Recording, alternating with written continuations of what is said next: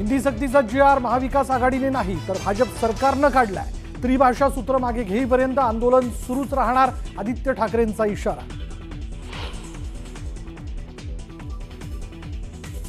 पाचवीपासून तिसऱ्या भाषेचा विचार करावा तर हिंदी सक्ती संदर्भात उद्या कॅबिनेटमध्ये चर्चा करणार उपमुख्यमंत्री अजित पवारांचं मोठं विधान।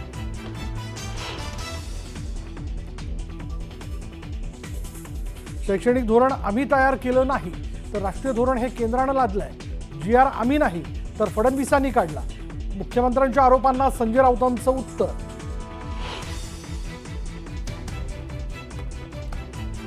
5 जुलैच्या मोर्चाची मनसेकडनं जय्यत तयारी। संदीप देशपांडेंकडून पत्रक वाटप, रेल्वे स्टेशन आणि लोकलमध्ये जाऊन मुंबईकरांना मोर्चात सहभागी होण्याचं आवाहन। अंधेरी पूर्वमध्ये पालिका शाळेची दुरावस्था, स्थानिक आमदारांकडून स्ट्रक्चरल ऑडिटची मागणी। तर नंदुरबारच्या अक्कलकुवामध्ये शाळेला गळती, साचलेल्या पाण्यात शिक्षण घेण्याची विद्यार्थ्यांवर वेळ। पंढरपुरात VIP दर्शनासाठी शिवसेना आमदार संतोष बांगर यांचा मंदिर समितीवर दबाव। हजारो भाविक रांगेत असताना 21 कार्यकर्त्यांना दर्शन देण्यासाठी आमदारांचं मंदिर समितीला पत्र।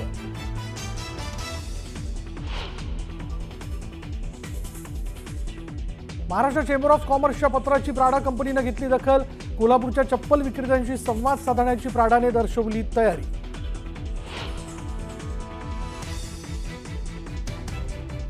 काट्याला लागल अभिनेत्री शेफाली जरीवालाचा 42व्या वर्षी हृदयविकाराच्या झटक्याने मृत्यू। पोस्टमॉर्टम रिपोर्टनंतर नेमकं कारण येणार समोर।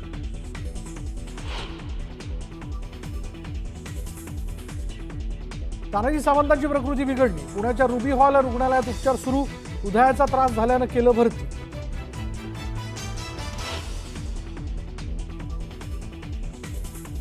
कुख्यात दहशतवादी साकीब नासांचा ब्रेन स्ट्रोकमुळे दिल्लीतील सफदरजंग रुग्णालयात मृत्यू। महाराष्ट्र आयसिस मॉड्यूलमधील होता आरोपी, भिवंडीत मोठा फौजफाटा तैनात। आणि अंतराळवीर शुभांशु शुक्लांना पंतप्रधान मोदींकडून शुभेच्छा। अंतराळातून भारत भव्य दिसतो, शुक्लांचा मोदींशी संवाद। धाराशिवच्या भूम शहरात बाळूमामांच्या मेंढरांचा रिंगण सोहळा पार पडला। आदिशक्ती मुक्ताईची पालखी भूम शहरात आल्यानंतर मुक्ताईच्या पालखीभोवती मामांच्या मेंढरांचा गोल रिंगण सोहळा जो आहे तो दिमागात पार पडला। आदिशक्ती संत मुक्ताईच्या पालखी जी आहे ती धाराशिव जिल्ह्यातील भूम शहरात तिचं जोरदार स्वागत करण्यात आलं। भाविकांनी मानाचा फेटा, हार, पुष्प देत मानकऱ्यांचं स्वागत केलं। पुणे जिल्ह्याच्या इंदापूर तालुक्यातील बेलवाडी इथं संत तुकाराम महाराजांचं पहिलं रिंगण पार पडलं। सणसर इथला मुक्काम आटपून जगद्गुरू संतश्रेष्ठ श्री तुकोबारायांचा पालखी सोहळा बेलवाडी इथं दाखल झाला। दरम्यान पालखीचा आजचा मुक्काम निमगाव कितकित असणार आहे। संत ज्ञानेश्वर महाराज पालखी सोहळ्याचा सातारा जिल्ह्यातील फलटण नगरीत मुक्काम आहे। माऊलींच्या स्वागतासाठी फलटण नगरीचं ग्रामदैवत पुरातन श्रीराम मंदिर सजवण्यात आलंय। आकर्षक रांगोळी काढून वारकऱ्यांचं भक्तिमय वातावरणात स्वागत करण्यात आलं। डफ आणि तुणतुणे या लोककलेच्या माध्यमातून लोकप्रबोधन करण्यात आलं आणि वारीच्या वाटेवर वारकऱ्यांकडून दारूचं व्यसन सोडण्याचं आवाहन करण्यात येतं। पुण्यातील IT क्षेत्रातील तसंच वेगवेगळ्या ठिकाणी काम करणाऱ्या नोकरदारांनी AI म्हणजेच आर्टिफिशियल इंटेलिजन्स नावाने दिंडी सुरू केली आहे। विविध क्षेत्रातील महिला आणि पुरुष या दिंडीत सहभागी झालेत। आर्टिफिशियल इंटेलिजन्स बरोबरच आध्यात्मिक इंटेलिजन्सचं महत्त्व पटवून दिलं जातं। पंढरपूरच्या श्री विठ्ठल रुक्मिणी मंदिर समितीच्या वतीने यंदा आषाढी एकादशीला देशी वृक्षांच्या बिया बीज प्रसाद म्हणून वाटण्यात येणार आहेत। पर्यावरण प्रेमी वैष्णवी पाटील यांनी 3.5 लाखांपेक्षा अधिक बियांचं संकलन केलं असून वाटल्या जाणाऱ्या बीज प्रसादामध्ये 50 पेक्षा अधिक देशी वृक्ष प्रजातीच्या बिया आहेत। आषाढी एकादशीसाठी पंढरीच्या दिशेने चाललेल्या श्री क्षेत्र गहिनीनाथ गडाच्या पालखीनं पहिलं दिंडी गोल रिंगण जामदरवाडी इथे तिचं पार पडलेलं आणि यावेळी हजारो भाविक रिंगण सोहळ्यामध्ये रंगून गेलेले होते। सोहळा पाहण्यासाठी आलेल्या भाविक भक्तांनी फुगडी खेळण्याचा त्यांना मोह आवरता आला नाही। शेख मोहम्मद महाराज पालखी सोहळ्याचं आज पंढरपूरकडे प्रस्थान झालं। चला हो पंढरीला जाऊ, जीवाचा जीवलगा विठुरायाला पाहू असा गजर करत 3000हून अधिक वारकरी या सोहळ्यात सहभागी झाले। आणि आता आपण बघूया सध्या अंतराळात असलेले ग्रुप कॅप्टन शुभांशु शुक्ला यांच्याशी पंतप्रधान नरेंद्र मोदी यांनी थेट संवाद साधला। पंतप्रधान नरेंद्र मोदींनी शुभांशु शुक्ला यांना शुभेच्छा दिल्यात। तब्बल 14 दिवस शुभांशु शुक्ला अंतराळात राहणार आहेत। शुभांशु शुक्ला यांच्यासोबत अन्य 3 अंतराळवीर देखील आहेत। चंद्रावर मानवी अधिवासात अनुकूल वातावरण तिथे निर्माण करून तिथे वसाहत करता येईल का, मंगळापर्यंत पोहोचता येईल का, अंतराळात किती काळ तग धरता येईल आणि किती दूरवर जाता येईल अशा अनेक प्रश्नांची उत्तरं या ॲक्सियम 4 मोहिमेद्वारे शोधण्यात येणार आहेत।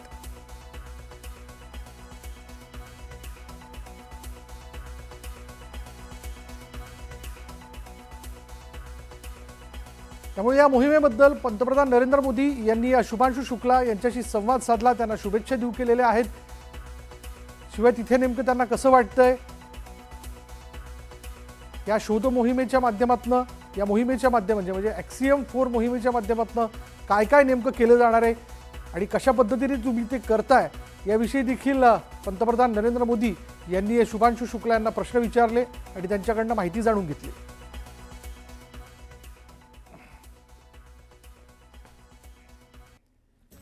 आणि आता गावाकडच्या 50 घडामोडी अगदी झटपट सुरुवात करूया। सिंधुदुर्गच्या देवगडमधील कुणकेश्वर समुद्रकिनारी 4 फूट उंच लाटा उसळतात आणि यामुळे समुद्रकिनारी असणाऱ्या नागरिकांना सतर्कतेचा इशारा देण्यात आला। पुणे जिल्ह्यात पावसाने जोरदार हजेरी लावली, यामुळे थेटेवाडी धरण ओव्हरफ्लो झालंय। यंदा जून महिन्यातच धरण भरल्यानं शेती आणि पिण्याच्या पाण्याचा प्रश्न मिटला।